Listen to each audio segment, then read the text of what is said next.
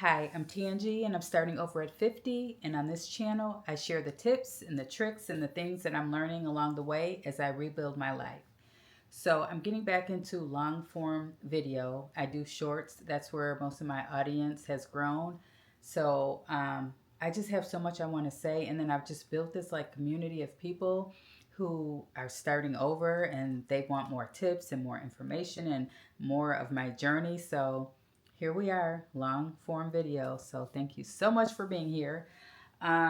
So this is going to be like a conversation. Like I'm not an expert at starting over. It's just something I literally fell into. So I'm just sharing what I've learned along the way, and hopefully I can inspire and help other people. So please forgive me. I am looking on my laptop here. I don't have this straight off the dome. I got some notes here, but there's just some things I want to say, and I just want to continue just to help people. So let's see. First of all, this is a video that I wish I had when I was starting over. Like, who starts over midlife? Like, this is crazy. What do I do? Where do I even begin? So, I'm glad you're here because what I've learned, I'm going to share with you. And this will be like 9 things I wish I knew when I was starting over. So, if you're starting over midlife, 40 and up, you are not alone because even the community that I built, I have so many people that are starting over, whether divorce, losing a loved one and maybe a spouse and having to start over, going back to school at 50 something, and just, all kinds of reasons. So you are not alone. So I'm so glad you're here. And let me get to it for you. Okay, first of all, we're going to start with a positive affirmation. And this one I got off of TikTok. It's Cheryl Lee Ralph from the show Abbott Elementary. And she did a cool positive affirmation that I loved. And it said simply, everything always works out for me. So repeat that after me. Everything always works out for me. So we'll just start there with a positive affirmation because no matter what you're going through, it's going to work out. So, okay. So next, okay. So this is number one. So this is the first thing I thought I knew when I was starting over. No one is coming to save you. Like, no one is coming to save you. And it's not that you really expect someone to come and save you per se, but just even people helping you in ways that you thought that they might, or people caring more than you thought they would. And a lot of it has to do with expectations. So you got to manage your expectations, but no one is coming to save you. And it is what it is. And it's like no hard feelings, no beef or anything like that with people. But you really have to pick yourself up, come up with a plan, gather your support group, create it however you can, whether it's church or friends or neighbors that you might be cool with that can like look out for you in different ways. Like if you need a new job, someone can, be on the lookout for jobs and things like that. But for the most part, this is all you. Like you are picking yourself up and rebuilding. You cannot focus on who's helping and who's not, and I can't believe this person's not there for me and this, that, and the other. No one is coming to save you. So you literally have to pick yourself up, plan, and like keep it moving. I mean, it is what it is. Let's see what else. And another thing with that, people have their own lives. Other people are going through their own things. So it's not even, so that's why you can't take it personal because people have their own stuff going on too. So you might sit there thinking, well, I can't believe I haven't heard from so and so, but people have their own lives. So you really have to focus on you and building yourself up, encouraging yourself, and whatever you have to do, you just have to focus on you doing it. You cannot depend on other people or have any like crazy expectations. So that is like the first thing I wish I knew when I was starting over at 50. Okay, so number two is rest is productive. So we live in hustle culture where it's so cool to the 5 o'clock morning routines that you see on social media. Oh, I'm going to the gym. I'm doing this. I have a full day starting at 5 and this, that, and the other. And that is just so crazy. Like, honestly, rest is productive, especially when you're rebuilding. You have to remember your nervous system is out of control because you're stressed. Like, you're like trying to figure things out from day to day, sometimes moment to moment.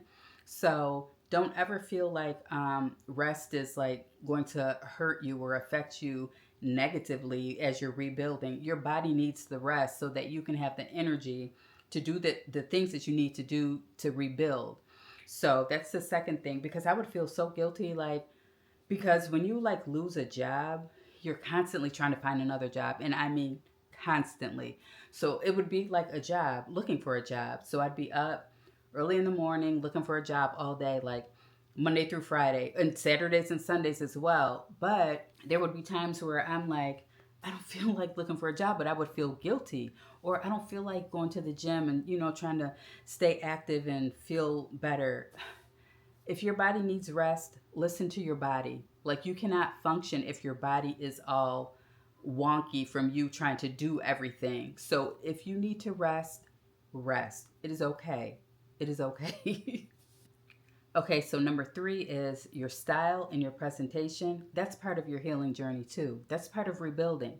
And this means get up and get dressed.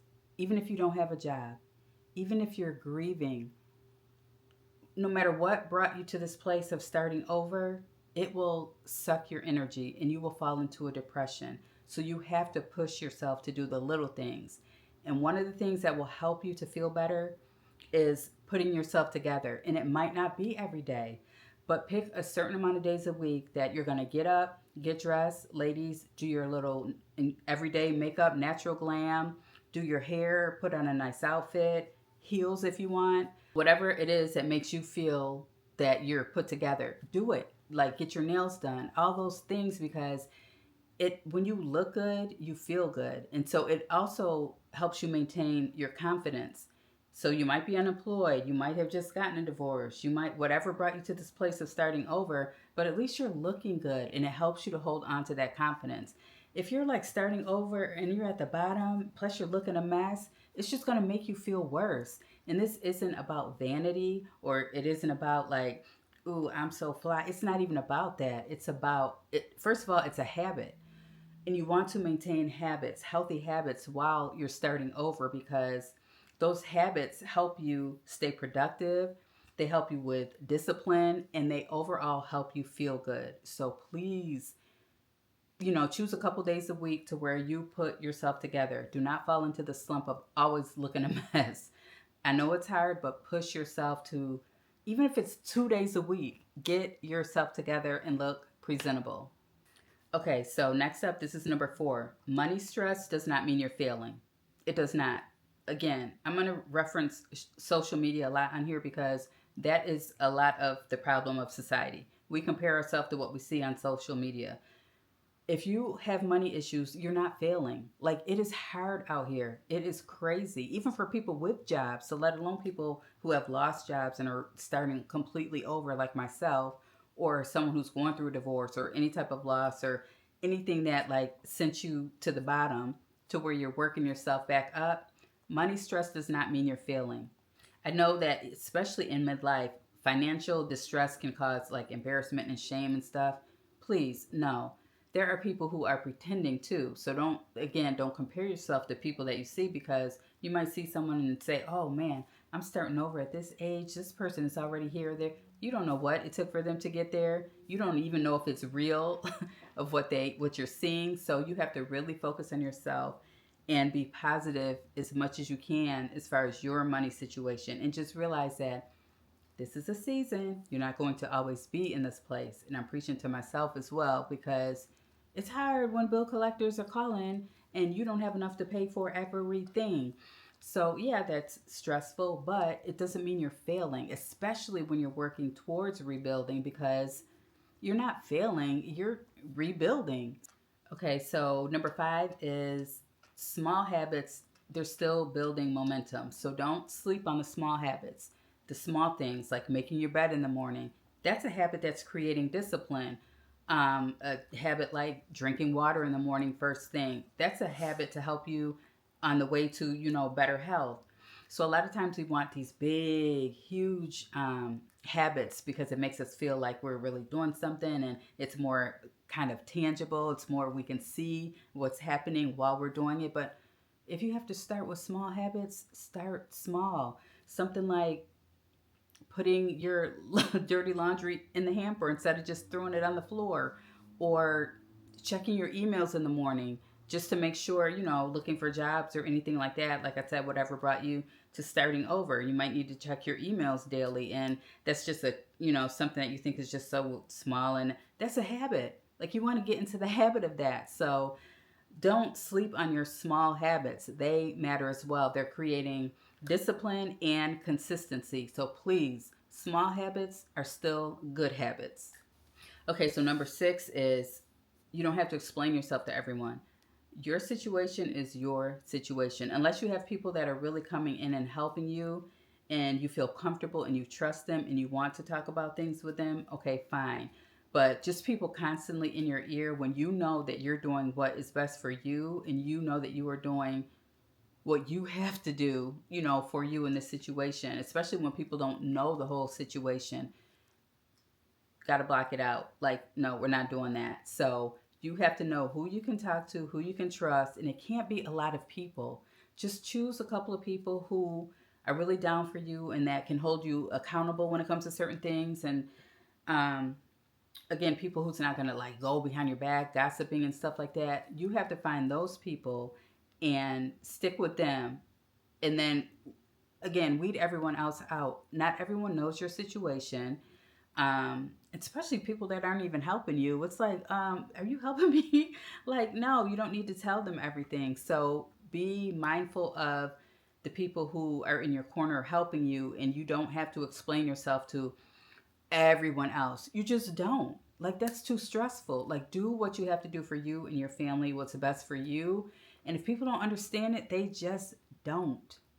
Okay, so number 7, feeling behind is part of the process, but it does not mean you quit. You're going to feel behind. Starting over midlife, it sucks.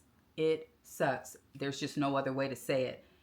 Most people in this situation, in this age, they're planning their retirement or just starting to plan for different things that, society tells us we should at this age.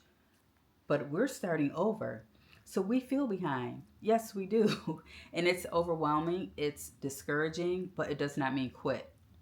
Quit and do what? You can't quit. Some people have families. You have little kiddos depending on you. You cannot quit.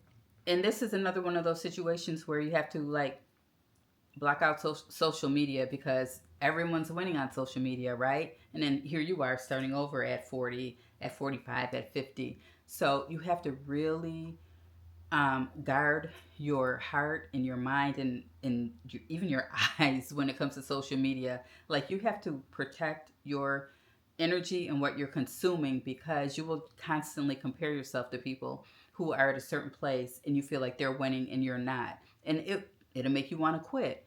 No, you're not falling behind. You're just in a different season. This is your lane, that's their lane. Keep your eyes in your lane and just continue to work even the little things to do what you have to do to rebuild. Like, you can't quit. Quit for what? Quit on yourself? No, we're not doing that. Okay, so number 8 is consistency beats motivation. It's like a tongue twister. Consistency beats motivation. So I always tell people, especially when it comes to like fitness, because people that know me, they know I'm into, the gym and fitness and stuff. And people ask me questions and stuff. There's no easy way to do it. There's no quick way to do it. There's no trick to it. It's being consistent. So the same thing with rebuilding. You have to be consistent and it beats motivation. Motivation is fleeting. Motivation is based on how you feel. You never want to be motivated when it comes to especially rebuilding, because what if you wake up one morning and you don't feel like rebuilding? It doesn't work like that. We're midlife. We got to get to it. Like, there's no time for us to be quitting and moving based on our feelings. So we have to be consistent. So that means those little small habits, like I said, you build those up, and it may be a small habit, but you're being consistent. Same thing with anything that you're doing with your rebuilding process. You have to keep on keeping on. And it doesn't have to be harsh, or you don't have to be hard on yourself or anything like that. You can be gentle about it, but you have to be consistent. You know what I'm saying? So, like, daily, just even you don't have to start big. You can start small. Start with small things. Again, drinking water first thing in the morning, that could be something consistent. Like, okay, I did that Monday through Friday. Okay, that's a big deal. So please, motivation is fleeting. Do not even give into it's nice to have your little motivational quotes or whatever, but again, we're not doing things based on feelings. So we're managing our emotions and we're being consistent. Okay, so 9, this one is important because grief can exist at the same time as you're rebuilding. I wish I knew this. I grieved my last job. Like, people think of grief and they think of losing a loved one, and this may be why you're rebuilding as well. So, you can still tune in, listen to what I got to say here. But you can grieve losing a job. You can grieve, of course, a breakup. You can grieve losing a friend, like, I mean, a friendship. So, grieving and rebuilding, two things can be true at the same time. Yes, I'm very, very sad that this happened. But on the other hand, I have to keep moving and rebuild. So I grieved my last job for a long time because, you know, that's my story here. That's how I got to this place. I lost my last job and it was a good job. Loved my supervisor, my coworkers, worked from home. It was in tech, just everything that you would want, good money. And so I grieved that because it's like, okay, I worked there for a couple of years and, it was a big part of my life. It just made everything flow good. I could go to the gym in the morning and just all the great things of, the perks of having a good work from home job. So I grieved losing that job. Even if you're grieving, it's okay. You can still rebuild and you can still pick up the pieces and move even at your own pace. And again, this is another thing that you may not want to explain to people.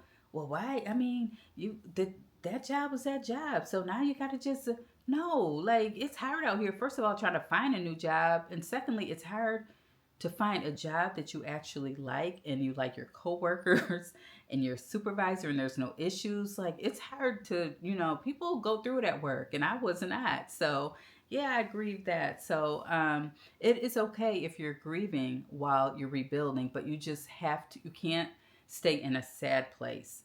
You feel your emotions, acknowledge them, but just don't stay there. And you could do both at the same time. Two things can be true. You can move forward as you're, rebuilding, and you could still grieve. You can. It is what it is. Like those are true feelings and they're valid. So don't let anyone make you feel like they're not. So I wish I knew that it was okay to grieve that job. I'm okay now. It's been like over a year now. But for a while, I was like, man, so don't let anyone make you feel bad about grieving in any kind of way. Acknowledge those feelings, don't stay there. And if you have to do both at the same time, rebuild and grieve, do it. It is okay. So, yeah, those are 9 things I wish I knew before I began this starting over process. And I just want to be able to share them with you. I hope that I encourage you in some kind of way, inspire you. And please make sure that you like, comment, and subscribe because I'm going to be coming back with more and more to, help you with what I'm learning. This is like a journey for me. So I'm not like I said, I'm not an expert, but I want to share with you because I'm starting to build this community of people and we can help each other. Like we can learn together. So you have not failed. You didn't fail. You are surviving and you will soon be thriving. This is not the end. This is not a time to quit. So please, please make sure that you come back and just even my shorts. I give like a lot of, tips on how I'm rebuilding there, but I really want to come back and do long form video because I know that it's helpful to people. And these are things that I wish I had when I started this starting over process. So now I'm sharing it with you. And I want you to know that you're not alone. And please, please, please take whatever you need from this video, share it, rewatch it, or whatever. Take what you need because I understand how hard it is. And I thank you for being here and watching this video. And I think, the ones that have already subscribed and support already, I just appreciate you all. And I'm looking forward to another conversation in another video. See ya. Bye-bye.